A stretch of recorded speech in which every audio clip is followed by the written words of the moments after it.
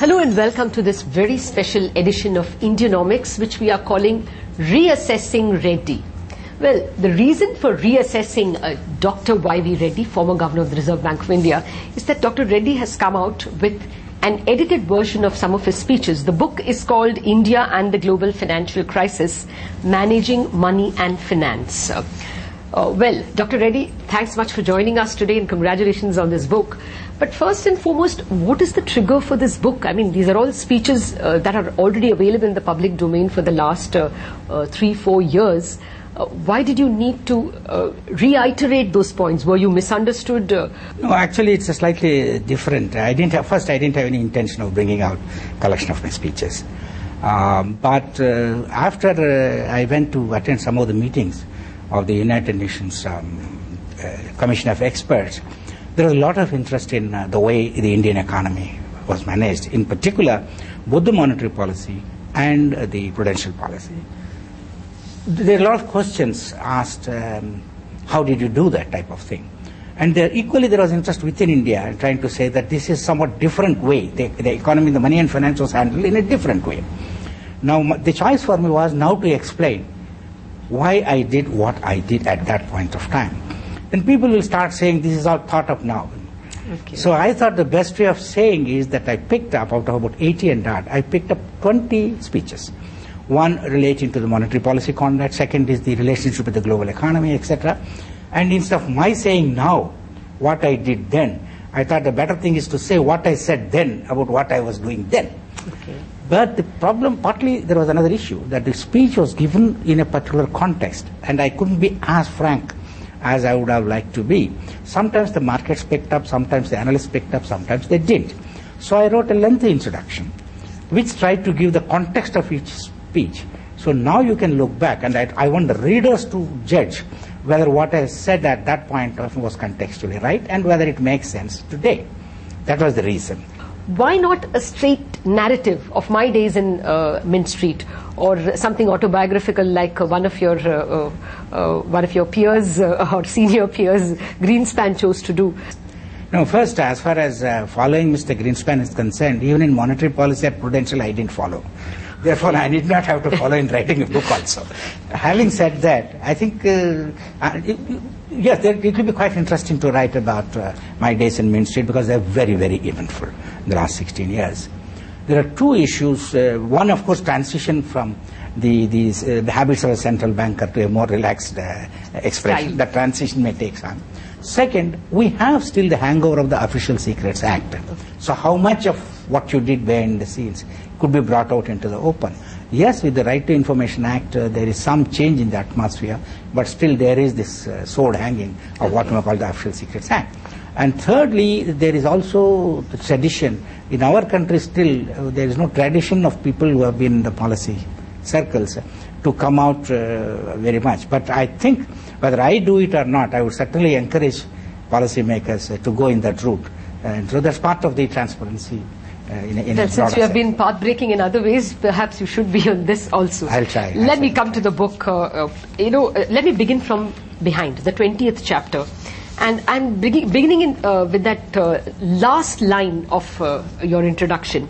You have said, the presentation, that speech made in September 2006, it said, in the face of the consequent build-up of liquidity, elevated asset prices, and soaring consumer indebtedness, is there a dark side to the future? September 2006, you made these words. Yes. I mean, this is very impressive, sir. This is prophetic. Did you, at that point, really estimate the kind of dark future that actually unfolded? I would say that certainly I felt pretty huge uncertainties. I certainly did not expect the type of collapse. Let me put it this way. What's happening is more than crisis. It is a collapse.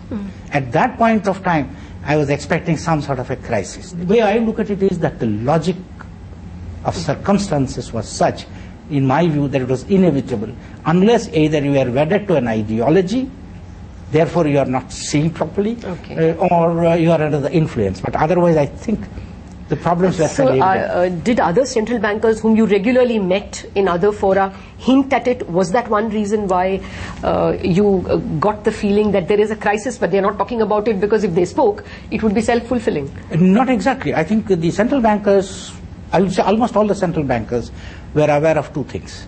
They were aware of the build-up of global imbalances, but they always felt that somehow these things will be taken care of, in the sense that the markets indicated, both in terms of regulation and macro policy, the markets told the central bank governors, you don't try to interfere, markets will correct themselves. Yes. And the central bankers preferred to believe in that. That's first stage. The second stage, the central bankers were very alive to the build-up of the risks. But they believed, and the markets told the central bankers, that the risks are dispersed. I always wondered, if they are dispersed, I should know where they are, otherwise I am not comfortable. Whereas some central bankers felt that since they are dispersed, there is no risk.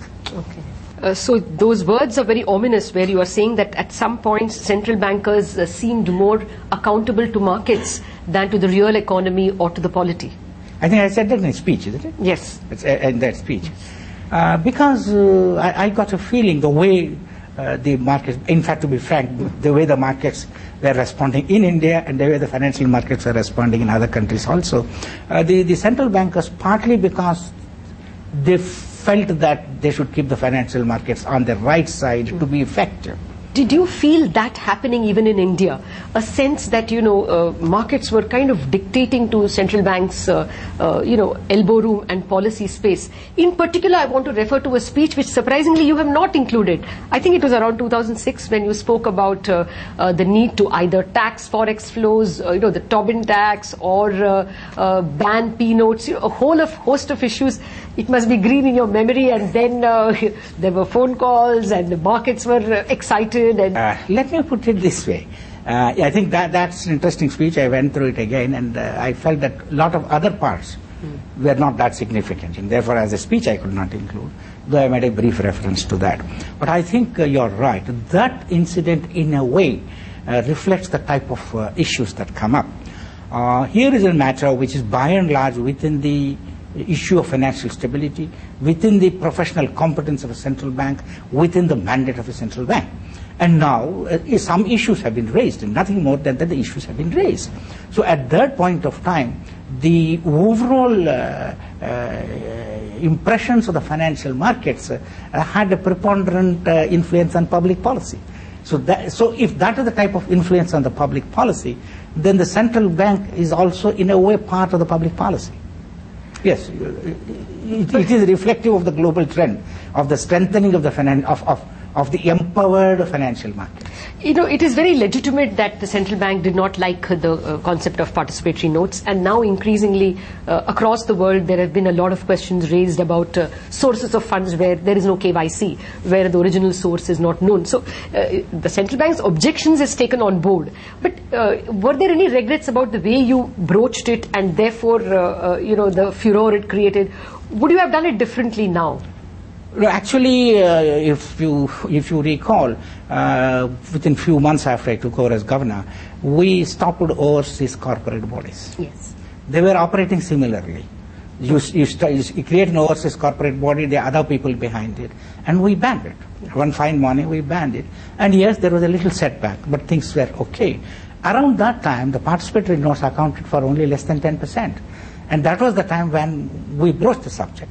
With the other regulators, with the government, and so we have been at it, and we felt that it was possible to contain it. And at some stage, I felt that it is necessary for me to share my concerns in a broader forum.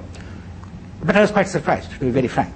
At that point of time, I was trying to sensitize the public opinion to a problem.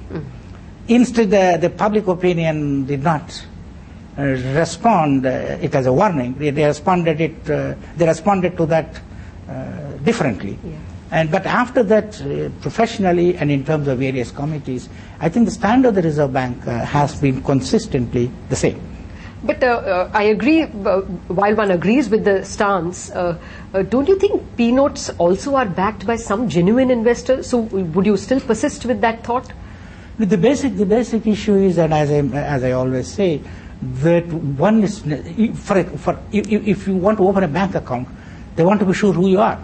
And if somebody is buying a share, we should know who he is. And secondly, it in a way undermines the regulatory rigor of the equity markets within the country. But then the markets run away elsewhere. I mean, the markets go to SGX Nifty. That's a very interesting point. And that's where I would say, what happened in the so-called international financial centers? You become an international financial center by soft regulation. Otherwise, how do you become an international? And who are paying a price? It's New York and London who became it. So we should not be worried that something is going away. We should be worried about what's happening. I'm sure there are more converts to that point of view now, but I shouldn't let participatory notes hijack this conversation.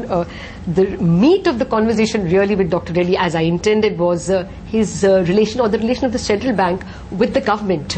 We will come to that very, very interesting conversation with Dr. Reddy in just a bit.